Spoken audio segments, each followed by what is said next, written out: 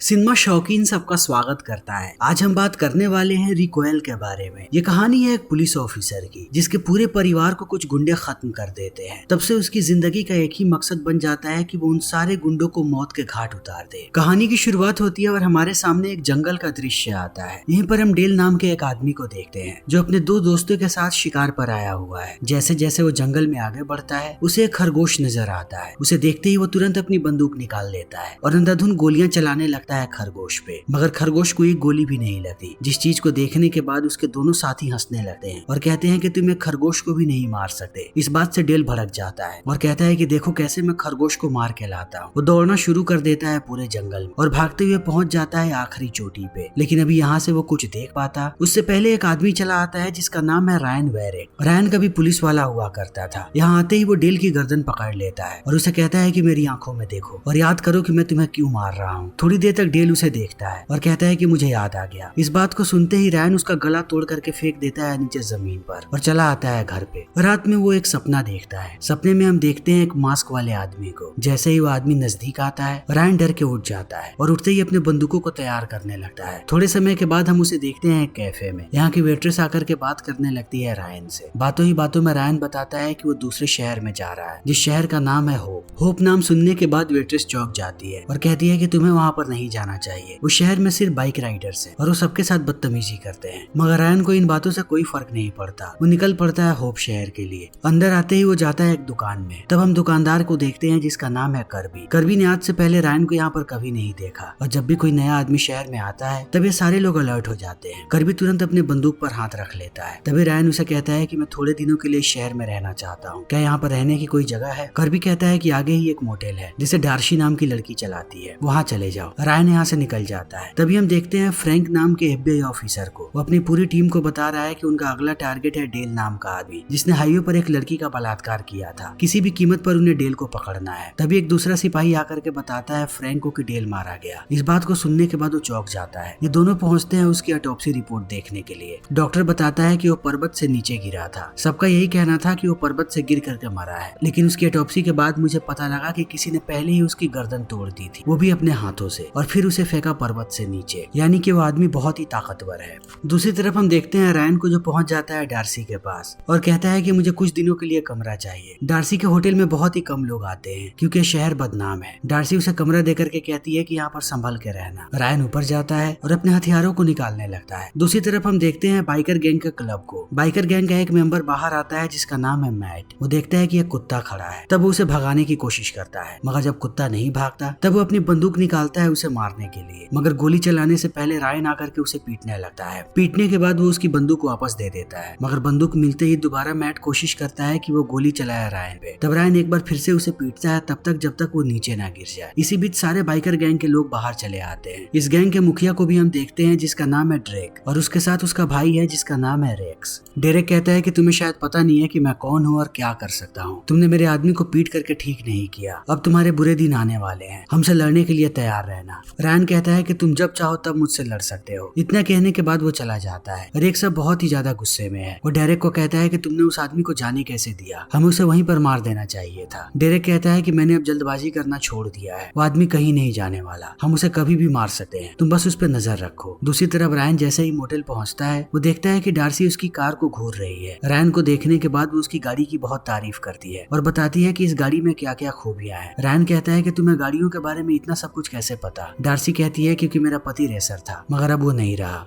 फिर वो रायन से पूछती है कि तुम कौन हो? कभी कभी तुम पुलिस वालों जैसे रिएक्ट करते हो तो कभी कभी गुंडों की तरह। आखिर तुम हो क्या? रायन कहता है कि मैं बस एक यात्री हूँ जो थोड़े समय के बाद यहाँ से चला जाएगा। दूसरी तरफ हम देखते हैं ड्रेक को जो अपने फाइट की तैयारी कर रहा है। उससे एक आदमी ने कर्जा ले रखा था, मगर अब तक उसने उसके पैसे नहीं लौटाए। तब ड्रेक के लोग उसे खींच करके लाए हैं फाइट करने के लिए। ड्रेक उसे बड़ी बेरहमी से पीटने वाला है। रिंग में ये दोनों एक दूसरे के सामने होते हैं। तब वो आदमी कहता है कि मैं जल्दी ही तुम्हारे पैसे लौटा दूंगा। ड्रेक कहता है कि अब तुम्हें पैसे लौटाने की जरूरत नहीं है। अगर तुमने मुझे हरा दिया तब तुम्हारा सारा का सारा पैसा माफ हो जाएगा। जल्दी ही फाइट की शुरुआत हो जाती है। वो आदमी टूट के पड़ता है ड्रेक पे, मगर उसके पंचेस का कोई भी असर नहीं होता। जब ड्रेक उसे पीटना शुरू करता है तब इस आदमी के पास जवाब नहीं होता। यह आदमी अपनी सारी पैंतरेबाजी कर लेता है, मगर अंत में ड्रेक उसे बड़ी बेरहमी से पीट के नीचे गिरा देता है। थोड़ी देर के बाद हम रेक्स को देखते हैं जो पहुंचता है अपने गोदाम पे। यहाँ आने के बाद वो लड़कियों के बॉडी पे कोकीन के पैकेट्स को बांधने लगता है ताकि वो बड़ी आसानी से उसे लेकर के बाहर जा सके। तभी मैट आता है रेक्स के पास और कहता है कि मैंने उस आदमी के बारे में पता किया, वो अभी डार्सी के मोटेल में रुका हुआ है। दूसरी तरफ हम देखते हैं कि रायन अभी बाहर ही है और उसने नजर रखा हुआ है रेक्स पे। रेक्स मैट को कहता है कि मैं खुद जाऊंगा मोटेल में। थोड़ी देर के बाद वो पहुंचता है मोटेल के अंदर और डार्सी से आकर के कहता है कि उस आदमी का नाम क्या है जो यहाँ पर रह रहा है। डार्सी कहती है कि मुझे नहीं पता, उसने नहीं बताया। रेक्स कहता है कि मुझे रजिस्टर दिखाओ। जब डार्सी मना करती है तब वो उसे पीटने लगता है। डार्सी कहती है कि तुम मेरे साथ जबरदस्ती नहीं कर सकते, मुझे पता है कि तुम बाकी मोटेल्स में जाकर के क्या करते हो। जितनी भी टूरिस्ट लड़कियां यहाँ पर आती हैं तुमने सबका बलात्कार किया है। रेक्स कहता है कि तुम लोगों के पास इस बात का कोई सबूत नहीं है। वो जैसे ही रजिस्टर देखता है उसे नाम पता लग जाता है रायन का। तभी हम देखते हैं कि रायन भी यहाँ पर आ चुका है। वो पीटना शुरू कर देता है रेक्स को। इस चीज को देखने के बाद डार्सी कहती है कि तुम्हें इन लोगों से पंगा नहीं लेना चाहिए, इसका भाई यहाँ का सबसे बड़ा गुंडा है। मगर रायन को इन बातों से फर्क नहीं पड़ता। वो रेक्स को खींच करके लाता है बाहर और बांध देता है अपने कार के ऊपर। फिर उससे कहता है कि तुम याद करना शुरू करो कि तुमने कितने गलत काम किए हैं। रेक्स कहता है कि मुझे सब कुछ याद है, मैंने बहुत सारी लड़कियों का बलात्कार किया है और पुलिस वालों को पैसे खिला करके मैं बच गया। अगर तुमने मुझे जिंदा छोड़ दिया तो मैं तुम्हें भी पैसे दूंगा। रायन कहता है कि तुम मुझे खरीद नहीं सकते। रेक्स चिल्लाना शुरू कर देता है। तब रायन उसके मुंह में कपड़ा डाल देता है। वो कार को स्टार्ट करता है और एक्सीलेटर पे ईंट रख के छोड़ देता है। कार चलती हुई चली जाती है अब रेक्स के गोदाम के अंदर और एक बड़ा सा ब्लास्ट होता है जिसमें पूरे गोदाम के साथ साथ रेक्स भी उड़ जाता है। अब ये खबर पहुंचती है डेरेक के पास। जैसे उसे पता लगता है कि उसके भाई की मौत हो गई है वो आग बबूला हो जाता है। उसे कैसे भी अपने भाई के कातिल को मारना है। उसके गैंग के सारे लोग बहुत ही ज्यादा गुस्से में हैं। दूसरी तरफ हम रायन को देखते हैं जो आया हुआ है चर्च में कन्फेशन के लिए। जब पादरी उससे पूछता है कि तुमने क्या गलत किया है तब कहानी जाती है फ्लैशबैक में और हम रायन के पूरे परिवार को देखते हैं। ये सारे लोग एक साथ बहुत खुश थे और सेलिब्रेट कर रहे थे। तभी एक दिन इनके घर पे मास्क पहन करके कुछ लोग आ गए जिनके हाथों में बंदूकें थी। अब कहानी फिर से वर्तमान समय में आ जाती है। इसके आगे की चीजों को रायन याद नहीं करना चाहता। दूसरी तरफ हम डेरेक को देखते हैं जो अपने पूरे गैंग को लेकर के पहुंचता है गोदाम पे। तभी यहाँ पर शेरिफ भी आ जाता है और कहता है कि तुम्हें शांत रहना पड़ेगा, कुछ भी गलत मत करना, तुम्हारा भाई हादसे में मारा गया है। डेरेक कहता है कि इस बात को तुम भी जानते हो कि उसे किसी ने मारा है। मैं इस पूरे शहर को आग लगाने वाला हूँ। अगर तुम चाहते हो कि मैं किसी को ना मारूं तो मेरे भाई के कातिल को मेरे सामने लेकर के आओ। इन बातों को सुनने के बाद शेरिफ वापस आता है। तब हम देखते हैं उसके बेटे को जिसका नाम है ग्रेग। शेरिफ कहता है कि तुम शांत रहना, तुम्हें इस मामले में पढ़ने की जरूरत नहीं है। शेरिफ का बेटा भी पुलिस वाला है। ग्रेग कहता है कि मैं आपकी तरह नहीं हूँ, आपने पैसे लेकर के ड्रेक को छोड़ दिया था वरना वो जेल में होता। शेरिफ कहता है कि मैं इस शहर में रह करके ड्रेक से पंगा नहीं ले सकता, अगर मैं उसके खिलाफ जाता तो आज कोई भी जिंदा नहीं होता। दूसरी तरफ हम देखते हैं रायन होटल वापस आ गया है। तभी वो देखता है कि डार्सी ने बंदूक तान करके रखा है उस पे। वो रायन को कहती है कि क्या तुमने मारा रेक्स को? रायन कहता है कि नहीं। डार्सी कहती है कि मुझे पता है तुमने उसे मारा है, अब तुम मेरे मोटेल में नहीं रह सकते। अभी के अभी अपना बोरिया बिस्तरा बांधो और निकलो यहाँ से। तुम्हें पता भी नहीं है कि ड्रेक क्या चीज है। जैसे ही वो जेल से बाहर निकला इस शहर में आने के बाद पुराने गैंग को उसने खत्म कर दिया और अपने एक बाइकर गैंग बनाया और तब से हम सारे लोगों से वो हफ्ता लेता है। रायन कहता है कि जब तुम्हें इतनी सारी चीजें पता है फिर भी तुम इस शहर में क्यों हो? डार्सी कहती है क्योंकि ये होटल मेरे पति का था, मेरा पति भी तुम्हारी तरह था, उसको लड़ना था ड्रेक से, तब ड्रेक ने उसे मार दिया। उसकी यादें हैं इस होटल में, इसीलिए मैं इसे चला रही हूँ। रायन कहता है कि मैंने कुछ भी गलत नहीं किया है। रेक्स एक बुरा इंसान था, उसने सैकड़ों लड़कियों का बलात्कार किया था, उसे यही सजा मिलनी चाहिए थी। अगर फिर भी तुम चाहती हो कि मैं यहाँ से चला जाऊँ तो मैं जा रहा हूँ। जब वो जा रहा होता है तब डार्सी को याद आता है कि उसने उसकी जान बचाई है। तब वो रायन से माफी मांगती है और कहती है कि तुम जब तक चाहो यहाँ पर रुक सकते हो। दूसरे दिन वो जाती है कर्बी के दुकान पे। तब वहाँ पर उसे ग्रेग मिलता है और पूछना शुरू कर देता है रायन के बारे में। डार्सी कहती है कि मुझे ज्यादा कुछ भी नहीं पता उसके बारे में, वो अपने कमरे में ही रहता है और मेरे से बात नहीं करता। इतना कहने के बाद वो वापस आती है रायन के पास, रायन को कॉफी देने के लिए। तब रायन उससे पूछता है कि आखिर डेरेक के गैंग में कितने लोग हैं? वो कहती है कि 30 से ज्यादा। फिर रायन पूछता है उसके अड्डों के बारे में।